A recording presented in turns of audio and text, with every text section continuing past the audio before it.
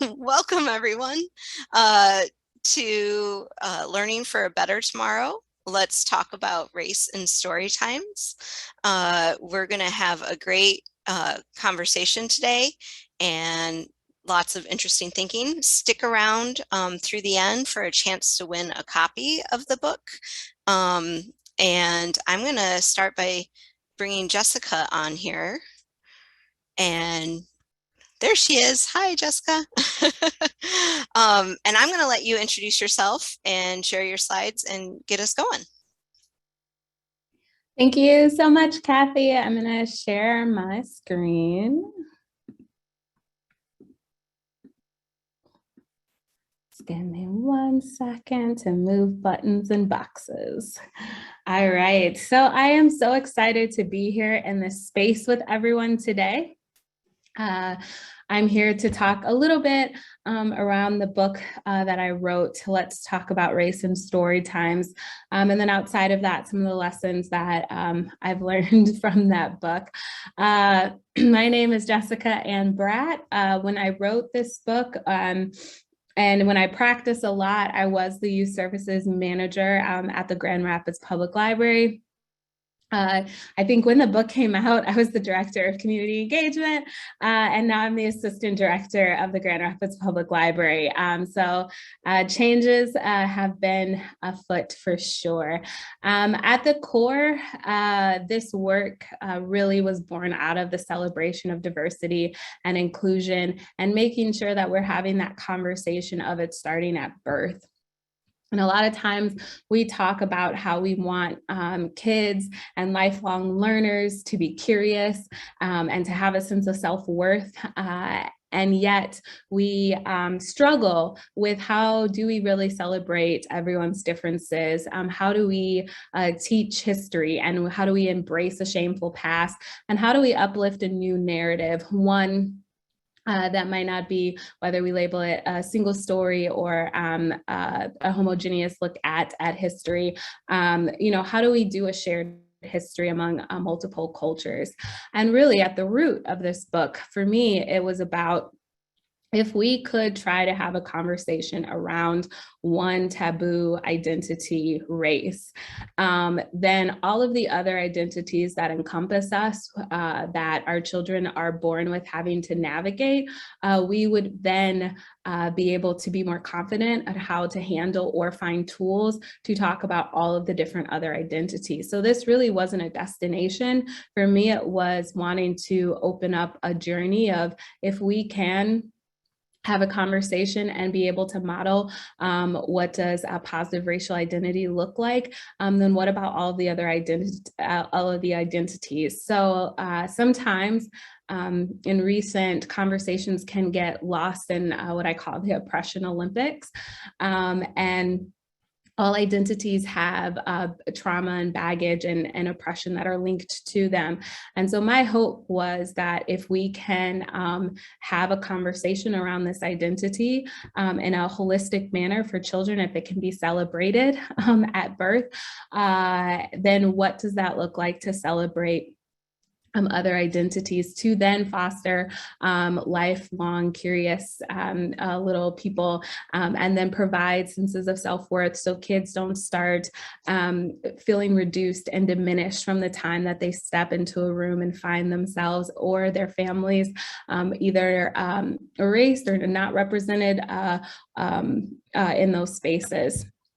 So a little bit of what we'll talk about in this webinar versus the book is a little bit of how this work was formalized, why it's important to me, and what I've learned throughout this journey that's been helpful in actually executing this work.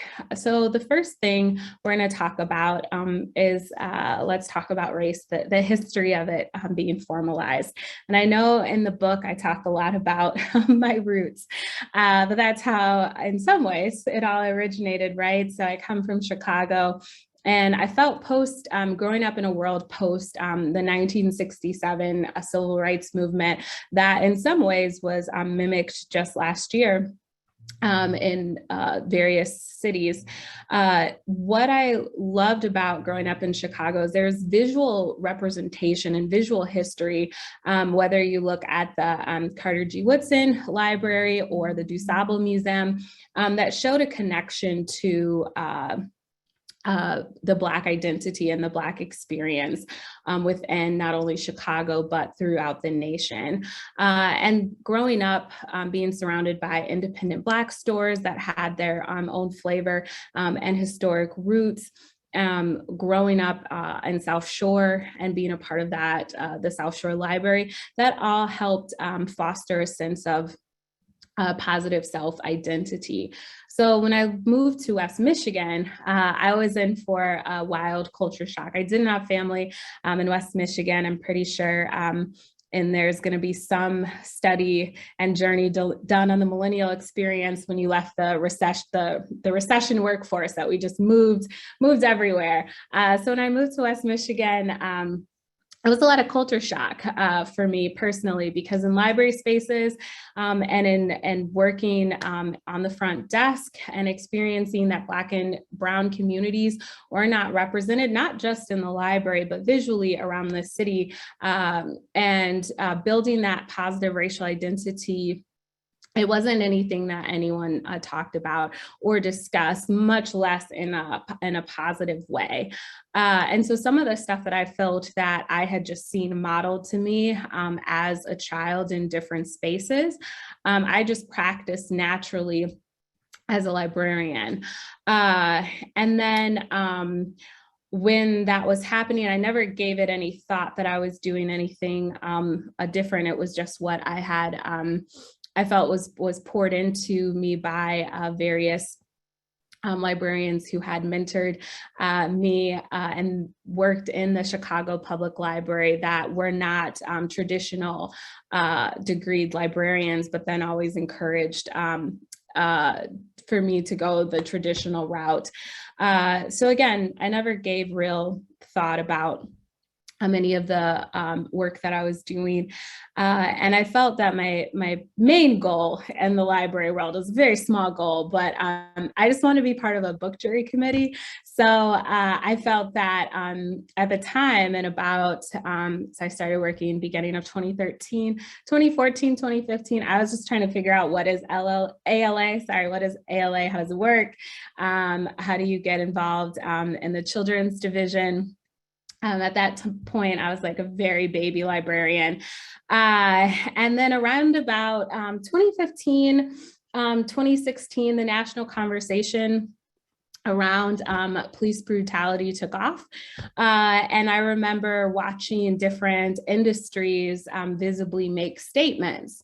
And a cohort that I had developed just whether through email or just being around conferences, trying to network, a group of my colleagues reached out and was sort of like, we don't see any of the library making a stand or making a statement around anything around Black Lives Matter.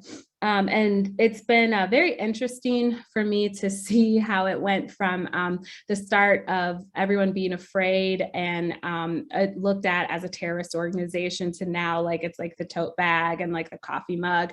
So that's been very evolution of it. And so at the forefront, we had this conversation that we were just going to make a statement, realizing and very cognizant that we could lose our job. So I felt like that was to me at the forefront of being like, if we put this into the world, that's very, it's those reality. So some of my colleagues were supported, some were not. I remember talking to my director saying that I was going to go forward doing this work, and she gave her full support.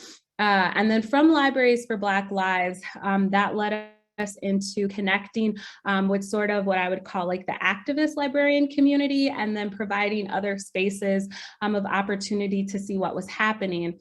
And at that time, in about 2016, right before the election, we went to conference, and it might be either, or we were talking about going to a conference, and it was all around archives and digital librarianship. And I know you guys are going to be like, what does this have to do with youth services? But I'm getting there. And so it was all about how they were trying to grapple with erasure in archives. And so they invited our group there. And so when we were there, it was a first time I'd ever been at an unconference, and we were talking about how we could talk about policies that affect Black lives. And I remember having this conversation on multiple different like library policy fronts. And feeling that when we're talking directly with children and youth, that wasn't really a concern. And that was what I was doing at that time. I was the between youth services librarian, about to step into a manager role at a branch. And so I felt that from that conversation, it was very evident that I started thinking what I could do best, even before I had heard Charlene Carruthers speak.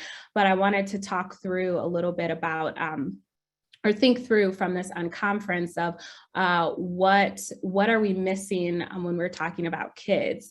And so from this group experience and from the Inroads with Library for Black Lives, I remember having a conversation with Mia Henry, who just rolled out her course, Justice at Work, around different entry levels of library policy. And between talking to her and then Charlene Carruthers is really when I made the decision that I would pigeonhole myself, because I know EDI work is huge. And so I was like, that is where I feel like I could be most effective in trying to help the industry learn about how they can best promote and foster positive racial identity and really anti-bias training. So what that looked like for me before it even came into, if we're at the discovery period, is that I went back to look at what other industries were doing this work in education, specifically early childhood at that time. Was grappling with it the most just through academic work and papers and books. And so I started researching really around anti-bias work and taking trainings and reading and trying to figure out through not only research, but then interviewing my staff at the time. I feel like at that point, my Yankee Clipper staff got a lot of questions for me around when was the first experience that you found out that you were white, talking to some of my friends who were EDI facilitators, and then trying to take all of that and figure out what to do with it. So then what I sat and thought about was the family that I had been raised. So one of those pictures is my mom with just she was the youngest of 22, and that's just a snapshot of some of her sisters. And seeing that family morph down to when I was married, seeing just how the family had grown and what that looked like for me. I wanted to figure out how I can help the librarians be comfortable talking, especially children youth services librarians, talk about race. And so why that's been important to me over the years was partially because before it was even formalized, everyone had a lot of fear around it. So when the election happened, there was a librarian who brought us all in a room, and she was just about to retire, and she was asking, I think that's in the book, potentially, what more should we be doing? And so I felt like there is room for more than one story to be told. And at that time, Lee and Lowe was doing, the publishing industry was taking this on as well. But what that looked like for parents and for caregivers hadn't necessarily hit our industry yet. And so what I looked through my own personal experience was I remember recommending a book, the CC, to my child's daycare, and a little girl, her mother came back letting me know that that was the first time that she felt seen, and she came from a mixed race household as well, and I do have permission to share that. Her mother is Mexican and her dad is Black. And so it was very interesting for them to unpack trying to go through stores and trying to have conversations with skin tone colors of her own siblings. And so I felt that that was really powerful. Just happened that I was just making sure that I had a spot to put books in this daycare. And then my own kids are biracial. That is them in the middle. Everett and Zoe. They are 4 and 18 months now. And I thought it was very important to make sure that between navigating their own racial identity and the other one is my niece and her racial identity, that there is a way that can be affirming for all children. And I felt even with Trevor Noah, talking in Born a Crime, that even though America, we had segregation and in some ways different than apartheid, we do use race in a very weaponized and politicized way, and we code it in layers. And then when it becomes sort of driven to the extreme and idolizing sort of racist ideology, we have a hard time then unpacking how we got there, and then what are all the avenues that led us there. So some of the risks that I knew that I was taking is if early childhood is saying that there's a need to model love and inclusion, and there's a space for that, what does that look like in our own industry? And how do we equip the next generation to overcome their fear and biases? And then I feel that a lot of times as humans, we want the best, and especially a lot of parents want the best for their little humans that they bring in the world. And so a lot of times I felt that when I would hear stories or I would read, people just thought like having a child in a very diverse setting is enough or was enough, and it will cause them to be curious and open and accepting. And then sometimes that doesn't happen, and there's racial trauma due to those experiences. So then how do we combat that? And how do we actively make sure that our kids have the tools when they're confronted with stereotypes, when they may struggle with narrow worldviews and all of the other microaggressions and micro inequities? How do we scale that down and take all of the baggage that we might be inundated with? And then how do we flip that and make race not look so scary for kids? And how do we make it from a place of empowerment and a place of disruption? And so sort of the journey when I built the training was, I felt as adults, we have to walk through so much of our internalized internal racialized views that before we can celebrate, we have to walk through first figuring out who we are and our place in the world, how our identities intersect, what that looks like with our community, to then get to a place that hopefully we can see how identities are meaningful, not just for ourselves, but then that empathy, that be empathetic for people who may not have the same identities, and then making sure we're very conscientious of, and specifically for race, that we're not doing a disservice or harm in the way that we represent and we talk and we show those identities. So that's a little bit to me of why it's very important for this work. And it's really, when you look at the history, I think it was a book called Democracy Dies, where they were saying the challenge of America is that it was built on like 400 years of racial exclusion. And now we're trying to figure out how to be inclusive. And that is sort of the beauty and the curse of the American experience. So as we talk through in this space, I usually like to just have some agreements that I don't debate about oppression in this space. It's real, and we have all been oppressed. That in this space, you guys will have a breakout room. So just to remember to be compassionate and brave. we aren't here to solve anything.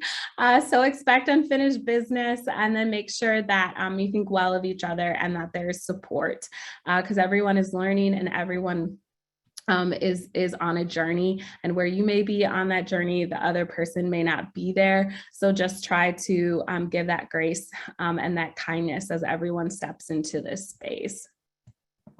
And so before I get to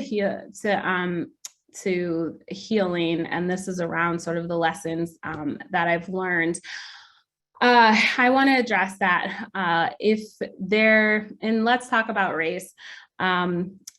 Having an identity that may not be your own you're stepping into a space of solidarity, where you're trying to interrupt biases and educate others, and kind of providing institutional advocacy around race. And so sometimes within doing that work and having to even unlearn and relearn, there's a lot that you may find that you have your own trauma or your own racialized anxiety.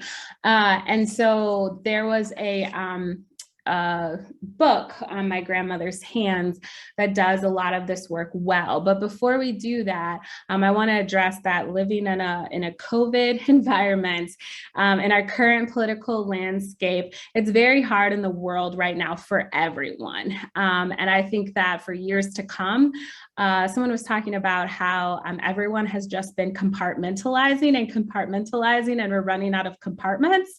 And so what that looks like is that society is being disrupted on levels that we're still going to we're gonna feel this resonation happening for a while. And I have some of my aunts. It's been very interesting to hear even the pessimism and the cynicism that can leak into spirits. Like I remember my aunt had called me, and I can't remember because there's so much that happened in the year of 2020, and I was also pregnant, but somewhere in that amazing year, she had called me and was like, "We're doing this again." And she was like, "I was just here when I was a college student doing this." And it was really hard for her. And so I think about when Maya Angelou talked about that when you are when you become like an extreme cynic, and when you're working through trauma, the hopelessness that you can feel, and then having to do the work to heal and hope again is very hard work. So I want to address that. One of the experiences of this work is that cannot be done if you're not in a state of healing. And so if you have a space of baggage, mental, physical, intellectual, emotional, and understanding the internalized racial trauma that can come from that, or that you conflict onto others, is very important. And I want to make sure that there is space for that. And there's no mythical way that you can be healed. And it's a lot of self-work. And what that looks like is different from everyone. One of my grandmother's hands that I'll bring back up again, they do a pretty good job of where you can take an assessment of where you are. And so there's this quote at the beginning by Toni Morrison that says, "No one ever talks about the moment that you were white or the moment that you found out you were Black. That's a profound revelation. The minute you find that out, something happens. You have to renegotiate everything." And so depending on where you are on your journey, having to do that work to make sure that you are in a space of healing to do this work is very important and not to be taken lightly.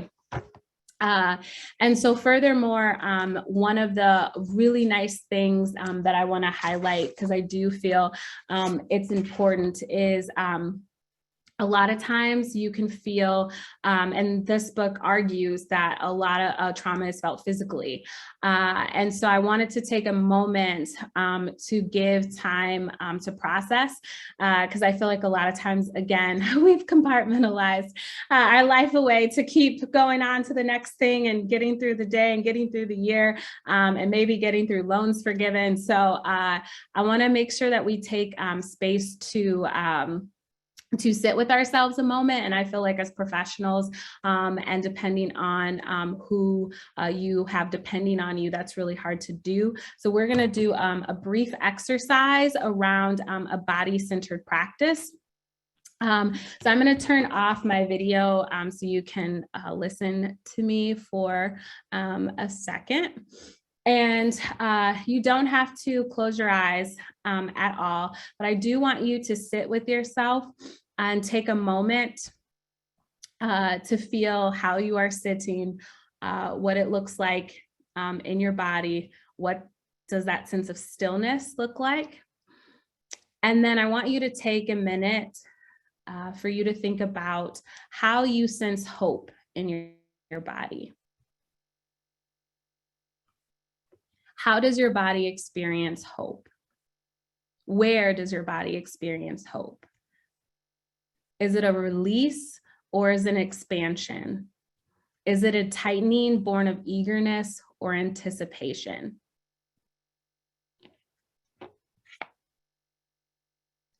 So one more time, I'm going to talk a little bit about how do you sense hope in your body? How does your body experience hope?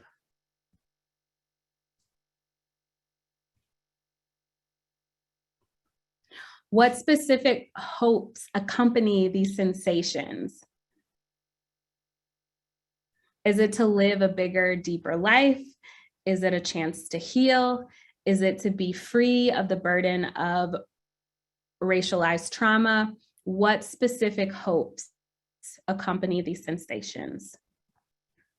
So first, sitting with, how do you sense hope in your body? Where? How do your body experience hope? And then what specific hopes accompany these sensations?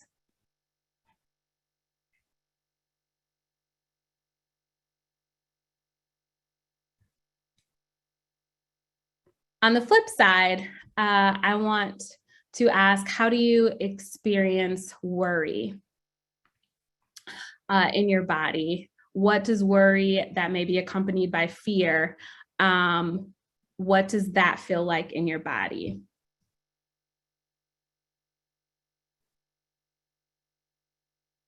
Is there a picture that may come to mind as you experience that fear? What does that look like?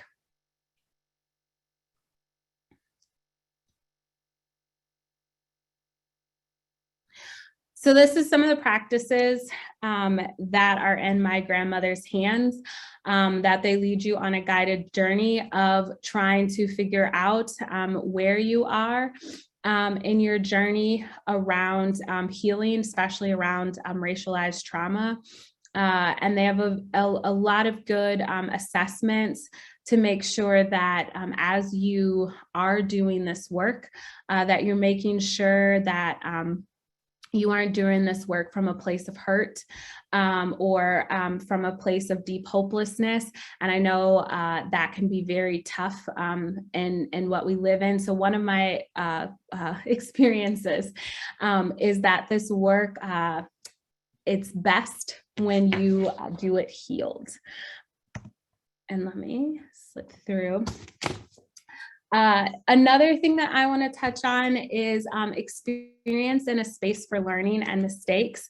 A lot of times, the mistakes that we see get heard around the world, right? You go viral and everyone publicly shames you for making a mistake. And while some of it is very valid, other ways it can be very daunting to know that a lot of times in coming into learning about race, that there has to be room for practice, right? So like they say, that application of information is transformation, right? But sometimes in implying and trying to practice anti-racism, you make mistakes. So making sure that there is space for learning and for having conversations for differing perspectives, for figuring out, and a really good book around that. I think Adam Grant wrote Rethink. And so that was a really fantastic book that covers lots of different things, but kind of like how a lot of times, even in school, I remember one of the things he used was like everyone learned that Pluto was a planet, and then everyone had to like unlearn that Pluto was a planet. And so making sure that in that space of healing, so for learning and then making mistakes, that's part of why in the book, I think I had said that you express remorse and take responsibility and make amends. And so that's very beneficial to then work through the anxiety and fear around doing this work. And then we did the body-centered practice already. I'm fantastic with making sure that we are on track. So building support, this is a second lesson that I learned. And this is more around, depending on your organizational support, your role, you can't do this work in isolation. And while you might be the only one doing this work, I'm not trying to conflate the two, you need to have support because this work can wear on your spirit and it's very hard work. And so I'm going to make sure that when you do this work, there is a support system, whether it's here, whether it's, you know, in your institution or not in your institution, support is very important for not only your sanity, but for the sake of making sure that you can do this work in a space of healing. So in talking about that, I want to talk about different levels of that. So to preface this, I'm gonna unpack support for a minute, because I don't want anyone leaving that, oh, no one supports me, so I can't do this work. I'm talking that holistically, collective support makes the work difficult. So that means that if you have to be the change agent, a lot of times it's really hard to then move a whole organization forward. That may not happen.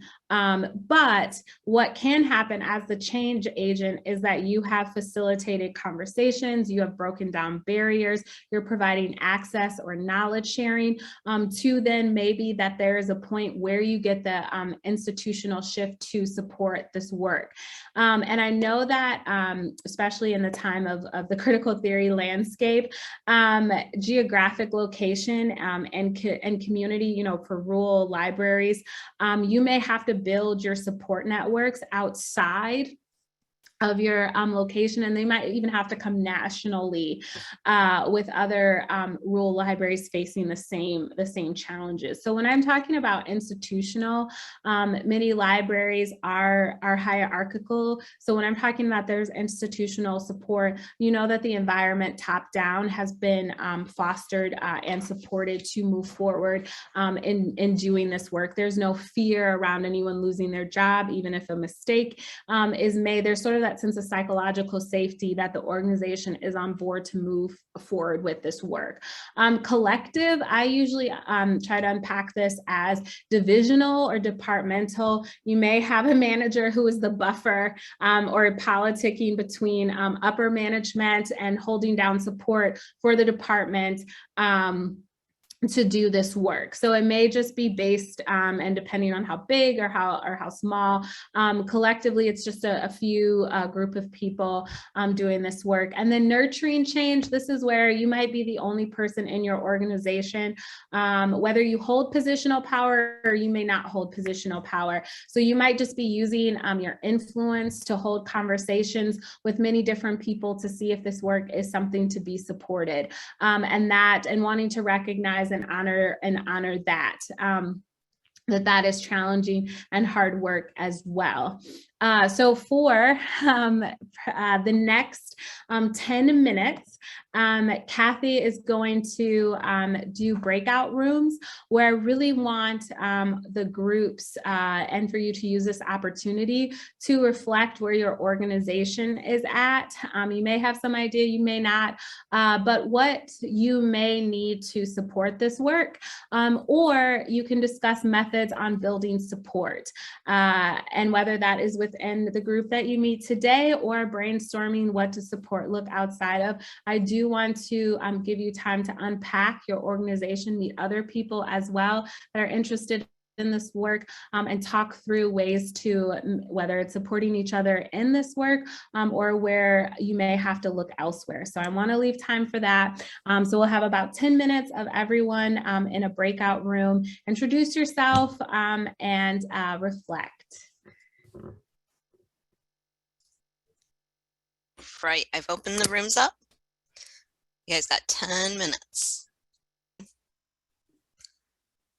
Welcome back, everyone. I'm going to hand you back over to Jessica. And I also want to make sure that you guys know, if you do want to continue any of your discussions, Kathy, it was the Miss Lib serve, right? Did I get that right? My Youth. I'll put a link. Yep. Perfect. Did not want to miss that. So feel free. I hope that that was a space that at least networking or finding others who are interested in this work, that there was space for you to connect. And you might not have gotten to unpack anything, but it might have been an entry level just to see who else in the state is interested in this work. The last thing I'm going to briefly touch base on in the time that's left so I can open it up for Kathy to field questions is sort of just talking about parts of Let's Talk About Race and Story Times. First being that this whole book was a training. It was a training that I used to do in person all the time, starting in Washington State. And then when COVID hit, just moved virtual for a long time. And then Jamie just from ALA was just like, will you please make this work formal? And so I felt that I didn't know if I had the guts to do that, because I liked I liked interacting and working with youth librarians. But I was heavily pregnant and watching the news, and then I was like, you know, I should probably do this. And by watching the news, there was some news, could have been Twitter or Reddit. I don't want to be like I was on the couch watching news. And so I was like, when I was looking at some of the conversations that were happening, I was like, yeah, I should probably do my best to formalize this work. But then I also wanted to figure out how to put in my lived experience. And so one of the things was highlighting what fun struggle it's been with a spouse of a different culture. So I felt like that was one of the parts of the books that I wanted to shine through, to fully capture who I am as a person. And I think the last thing is trying to make sure that everyone feels that this work, if this is where we are in our country's history, we've all gotten here together. So I really wanted it to be a statement of it's going to take all of us to get us to a better place. And so that's really what was the last thing, of making sure that this book doesn't become a living burden upon others, but acknowledging that it's open to all who want to do that work to enter into the space to create a better tomorrow.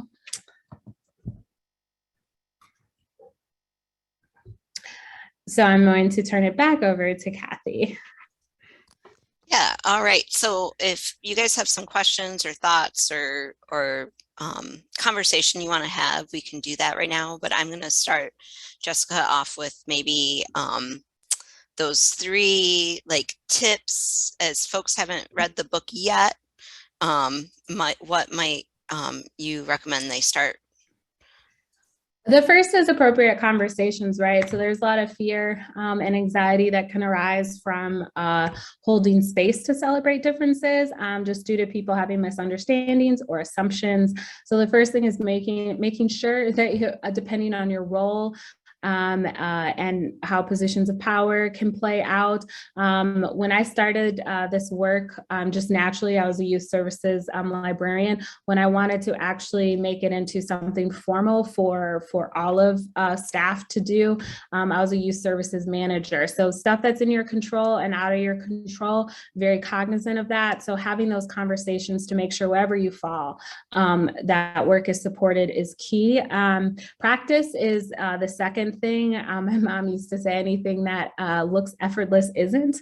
And so trying to make sure that even if it's a skill that you have never used before, for example, I remember Kirkus had this great thing around how don't assume identities on picture books if like the author isn't very clear. So trying to make sure that when you're practicing your story time, and if you're using a different skill, that you've done your due diligence to make sure that you're representing to the best degree possible and affirming to the best degree possible. And the last is to me, it's ever continually, you're self-assessing, you're improving, you're figuring out if there are missed opportunities. So you're looking at anything of barriers to access. And I know I'm saying this in a COVID world, it's wild out here.